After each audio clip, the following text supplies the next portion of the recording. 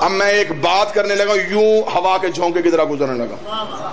مولا نے فرمایا اگر دل میں علی نہ ہو، قرآن حلق میں پھنس جائے، حلق میں کوئی چیز پھنس جائے، آنکھیں باہر آ جاتی ہیں اور پھر اندھا ہو جاتا ہے۔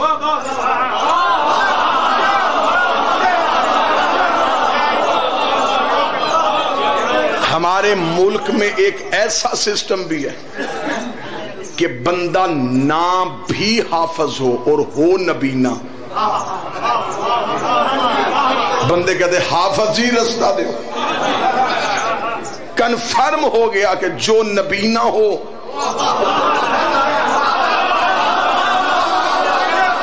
وہ حافظ ہوتا ہے۔ قبلہ مبلغ اعظم مولانا اسماعیل علیہ مقامہ سے ایک مولوی نے کہا تھا، مولوی اسماعیل شیعوں میں حافظ کیوں نہیں ہوتے؟ انہوں نے کہا حافظ ہیں، اندھے کوئی نہیں۔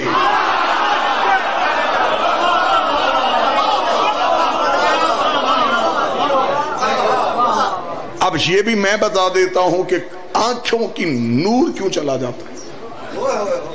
قرآن تو روشنی دیتا ہے، قرآن کہتا ہے میں تو سیاہیاں صاف کرتا ہوں۔ تو پھر بندے پڑھیں اور یاد کریں قرآن اور آنکھوں میں نور ہی نہ ہو۔ میرے چھٹے بادشاہ کے پاس ایک بندہ آیا، اللہم صلی اللہ محمد، مولا امام صادق کے پاس۔ اس کا مولا میں نے قرآن یاد کر لیا۔ امام نے کہا بہت اچھا کیا، لیکن جب بھی پڑھنا دیکھ کے پڑھنا۔ میں فلسفہ بتانے لگا، اس کا مولا میں نے یاد کر لیا ہے، فرمایا اچھی بات ہے لیکن جب بھی پڑھنا دیکھ کے پڑھنا۔ اس کا مولا جب میں نے یاد کر لیا ہے تو مجھے دیکھنے کی ضرورت کیا ہے؟ امام نے کہا قرآن صرف پڑھنا عبادت نہیں، آیتوں کو دیکھنا بھی عبادت ہے۔ اس کا مولا بغیر دیکھے پڑھوں گا تو کیا ہوگا؟ فرمایا خدا آنکھوں کا نور چھین لے گا۔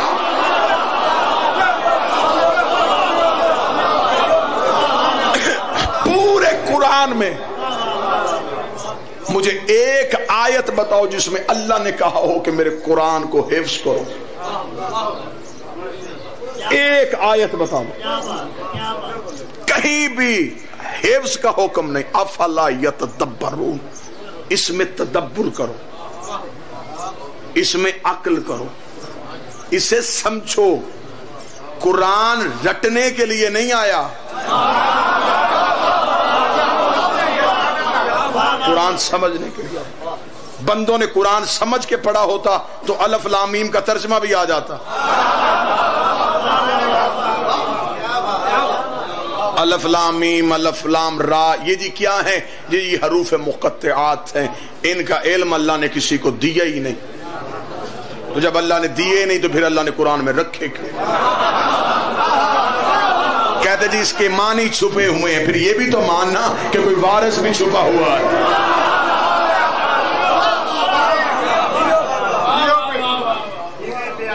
ایک شخص نے کوفے میں آ کے میرے مولا علی سے سوال کیا، اس نے کہا یا علی قرآن کا دعویٰ ہے کہ قرآن میں ہر چیز کا ذکر موجود ہے۔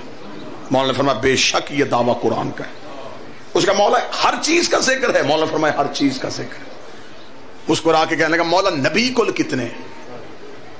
مولا علی نے فرمایا کم و بیش 1,24,000۔ اس کا نام قرآن میں کہیں نہیں۔ 29 نبیوں کے نام ہے قرآن میں، باقی نام قرآن میں نہیں۔ یا تو نام دکھائیں یا پھر یہ نہ کہیں کہ قرآن میں ہر چیز کا ذکر ہے۔ کتنا اچھا ہوا کہ یہ سوال علی سے ہو گیا۔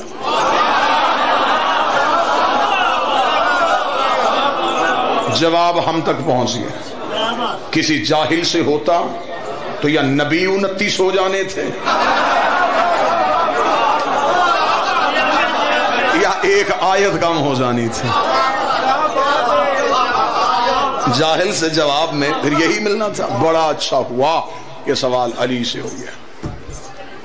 اب سوال کس پہ ہوا؟ اس پہ جو مالک ہے کل کا۔ جی بڑی روحانیت مجلس میں، بڑا عرفان مجلس میں لفظ سننا۔ جب یہ سوال ہوا نا مولا سے کہ مولا 29 نبیوں کے علاوہ نام کوئی نہیں ہے، علی مسکرائے، سرکار دعا فرمائیں. مسجد کے باہر ایک نیم کا درخت تھا. نیم کے درخت میں جو پھل لگا ہوتا ہے کامران جی اسے کہتے ہیں نبولی. علی نے اس صحابی سے کہا وہ نبولی توڑ کے لا. وہ سجدے کرو امام کیسا ہے. اس نے کہا کہ نبیوں کے نام قرآن میں نہیں. علی نے فرمایا نبولی توڑ کے لا. اس نے نبولی توڑی علی کے ہاتھ پہ رکھی. مولا نے فرمایا اس کے اندر تیرے سوال کا جواب ہے. زمیندار طبقہ بیٹھا تم بھی نہیں بولو گے تو کون بولے گا. اس کے اندر ہے تیرے سوال کا جواب. اس نے کہا میں نے کہا تھا کہ نبیوں کے نام قرآن میں نہیں, آپ مجھے نبولی دکھا رہے ہیں. اللہ نے فرمایا اب میں تجھ پہ سوال کرتا ہوں یہ کیا ہے. اس نے کہا نبولی. مولا نے فرمایا اگر اسے زمین میں دفن کر دو اس سے کیا نکلے گا. اس نے کہا نیم کا درخت. مولا نے فرمایا اس کے اندر ٹہنیاں بھی ہوں گی, پتے بھی ہوں گے, شاخیں بھی ہوں گی, مولا ہوں گی. فرمایا اس کے اندر پورا درخت ہے دکھا.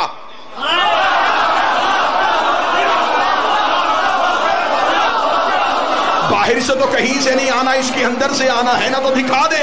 اس نے مسکرا کے کہا یا علی ایسے سمجھ میں نہیں آئے گا جب تک زمین کے حوالے نہیں کرو گے. فرمایا نبولی زمین کے حوالے نہ کرو, یہ سمجھ میں نہیں آتی. قرآن جب تک وارث کے حوالے نہیں کرو گے قرآن کیسے سمجھ.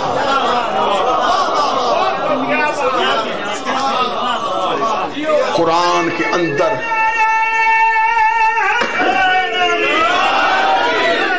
قرآن کے اندر ایک چھپی ہوئی کتاب ہے, کتاب مکنون, ایک چھپی ہوئی کتاب ہے, سوائے معصوم کے کوئی نہیں بتا سکتا. اس لیے ہم کہتے ہیں کہ قرآن کے ساتھ وارث کا ہونا ضروری ہے. جو بندے نے دعویٰ کیا تھا نا کہ حسبنا کتاب اللہ, بس قرآن کافی ہے. اگر صرف قرآن کافی ہوتا تو عدالتوں میں صرف قانون کی کتابیں ہوتی, جج نہ ہوتے.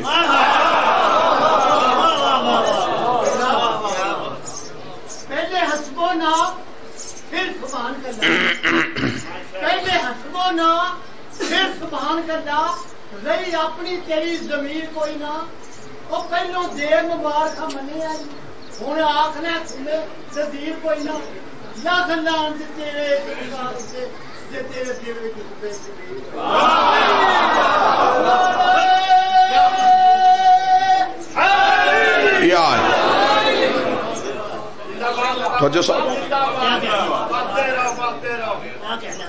مولا امیر المومنین کوفے میں دیکھ یہودی آ گیا. باتیں کھلتی جا رہی ہیں تو میں دو چار لفظ آپ کے سامنے اور بیان کروں. اس نے آنکھیں کہا, اس نے کہا اے علی میں تیرے علم کے قصے سن کے آیا ہوں, میں بھی کچھ پوچھنا چاہتا. مولا نے فرمایا پوچھ. اس نے کہا نہیں میرے پاس بھی آسمانی کتابوں کا علم ہے, میں چاہتا ہوں آپ سوال کریں اور میں جواب دوں.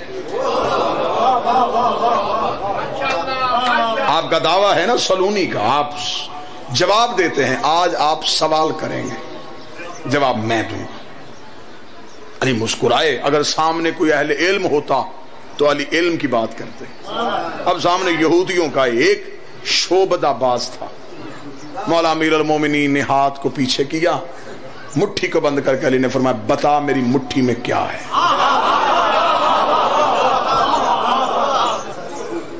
اس نے آنکھیں بند کر کے اپنی آسمانی کتابوں کے علم کے مطابق حساب لگایا. لگانے کے بعد کہتا ہے اے علی جب تو نے ہاتھ کو پیچھے کیا تو نے فلاں پہاڑ کی کوہ سے ایک فاختہ کے انڈے کو اٹھایا, وہ فاختہ کا انڈا تیرے ہاتھ میں. لوگوں کی نظریں اب ہاتھ پہ تھی, دیکھیں کیا ہے. علی نے ہاتھ کھولا تو وہی فاختہ کا انڈا تھا. لوگ پریشان ہوئے. وہ یہودی کہکا مار کے کہتا اب میں نے بتا دیا ہے, اب کہے اپنے صحابہ سے مجھے امیر المومنین کہے, ایسی باتیں تو میں بھی بتا دیتا ہوں. علی نے منبر چھوڑ کے اس کے سامنے آ کے کہا اللہ نے وہ زبان خلق ہی نہیں کی جو علی کے سامنے منہ کھول سکے. اگر مجھ سے مقابلہ کرنا ہے اسے وہیں رکھ گیا جہاں سے میں نے اٹھایا.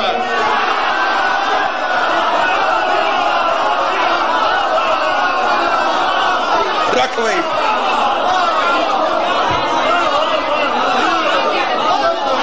جہاں سے میں نے اٹھا.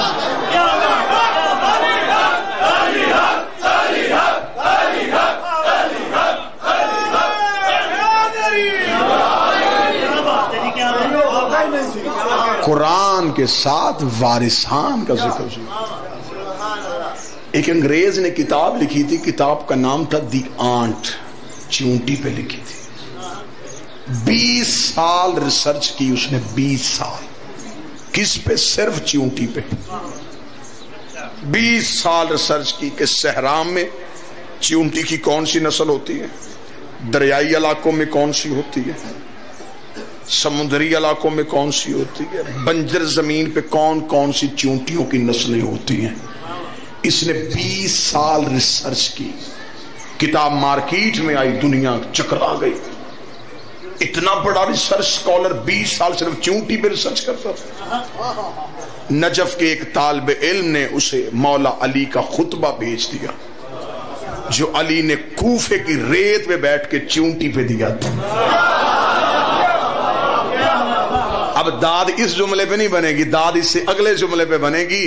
اس محقق نے علی کا خطبہ پڑھا, اس نے سر پکڑ لیا, اس نے کہا کاش یہ خطبہ میں نے پہلے پڑھا ہوتا, میرے 20 سال ضائع نہ ہوتے. میں نے 20 سال میں اتنا پتا کیا ہے کہ چیونٹیوں کی نسلیں کتنی ہیں, یہ صدیوں پہلے بتا گیا کہ چیونٹی کے بدن میں رگیں کتنی ہیں.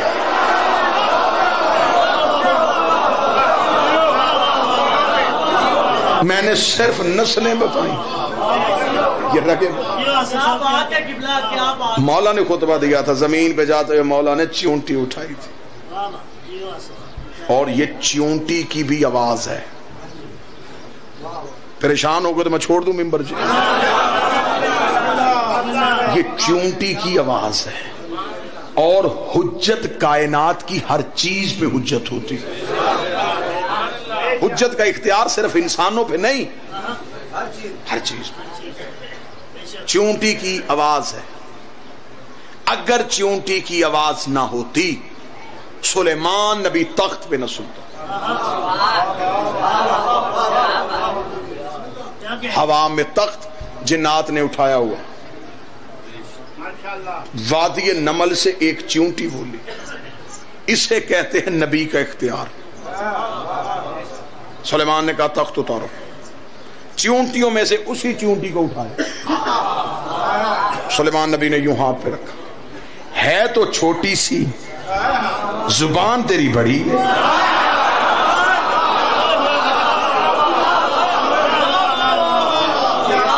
کیا کہہ رہی تھی ابھی؟ ظالم سمجھا ہے تو نے اللہ کے نبی کو. تو چیونٹیوں سے کہہ رہی تھی کہ بلوں میں چلی جاؤ. چیونٹی نے کاپ کے کہا جان کی امان پاؤں تو عرض کروں. ہاں بول. اس نے کہا سرکار آپ نے میرا اعلان سنا ہے, میں نے کہا تھا سلیمان کا لشکر تمہیں کچل نہ دے. آپ معصوم ہیں, آپ کے ساتھی تو نہیں.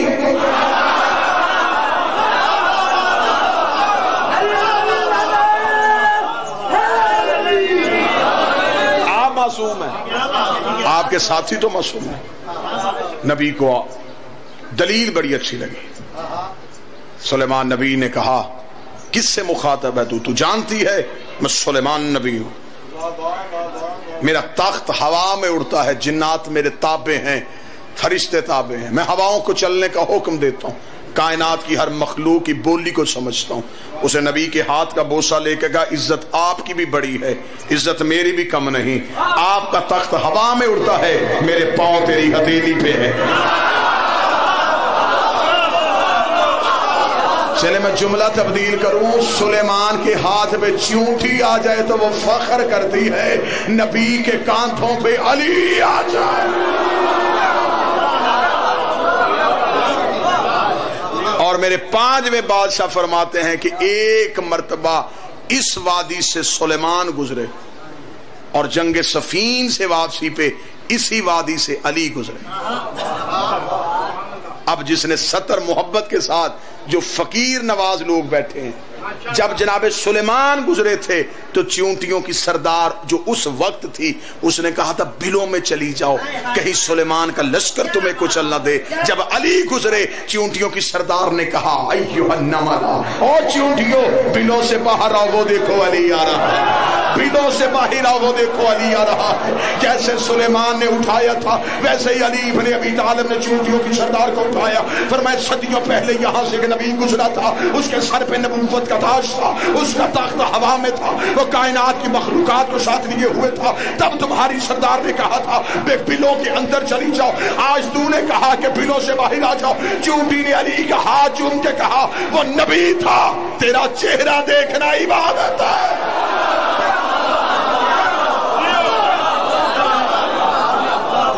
پورا خطبہ دیا علی نے بسم اللہ. جن کا نظام پرچ میں بات ہے فاطمہ کی گواہی دیتے ہوئے اگلا پچھلا لائے.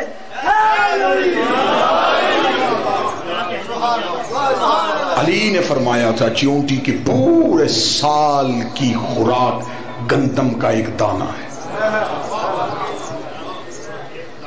مولا علی نے فرمایا تھا چیونٹی کی پورے سال کی خوراک گندم کا ایک دانہ ہے. اب زمیندار بیٹھے ہیں تم قدر کرو گے. مولا علی نے فرمایا چیونٹی جب دانے کو سٹور کرتی ہے تو 4 حصوں میں کرتی ہے. اسے خبر ہے 2 حصوں میں کروں گی تو پھر پودا اگائے گا.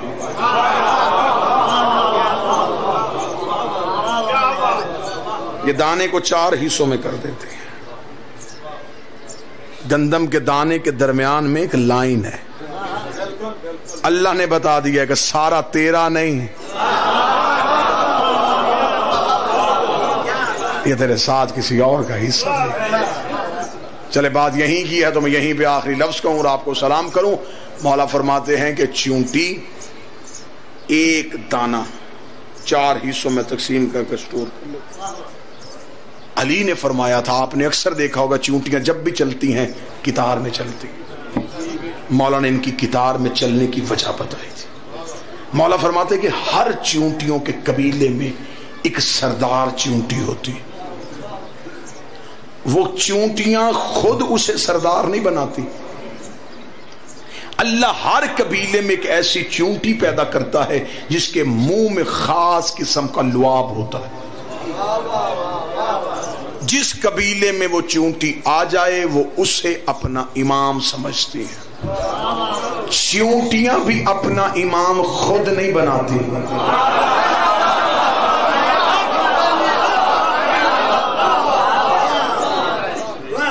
جس کے منہ میں وہ لعاب ہوتا ہے وہ چیونٹیوں کا امام ہوتا ہے. پھر وہ پورا سال دانہ چننے کے لیے باہر نہیں نکلتا. جتنی قبیلے کی چیونٹیاں ہوتی ہیں اس کے حصے کا دانہ اسے گھر میں لا کے دیتے. چیونٹیوں کا سردار امام بھی قبیلے سے خمس لیتا ہے.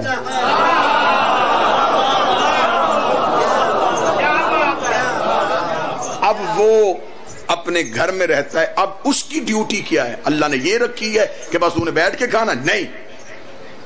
مولا فرماتے ہیں جب زمین میں وہ جگہ چیونٹیوں کے اس قبیلے کے رہنے کے قابل نہیں رہتی، گرمی کی زیادت، سردی کی شدت یا اس علاقے میں پانی کے آنے کی وجہ سے، اب اگلی جگہ کے انتخاب کے لیے چیونٹیاں نہیں جاتی.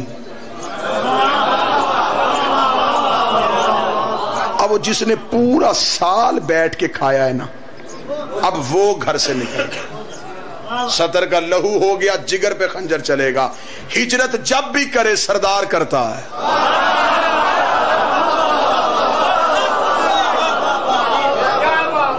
یہ چیونٹیوں کا سید ہوتا ہے، یہ سردار ہوتا ہے، یہ اب ہجرت کرتا ہے. اب یہ میں نے لفظ کہا یہ قطار میں کیوں چلتی ہے؟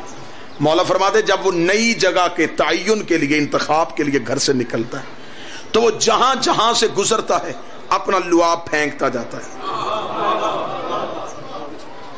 اگلی جگہ کا انتخاب کر کے وہ بیٹھ جاتا ہے. چیونٹیاں اس لعاب کو سونگتی ہوئی قطار میں چلتی ہیں. اللہ نے چیونٹی کو بھی اتنی عقل دی ہے کہ اپنے امام کے رستے سے ہٹی تو بھٹک جاؤ.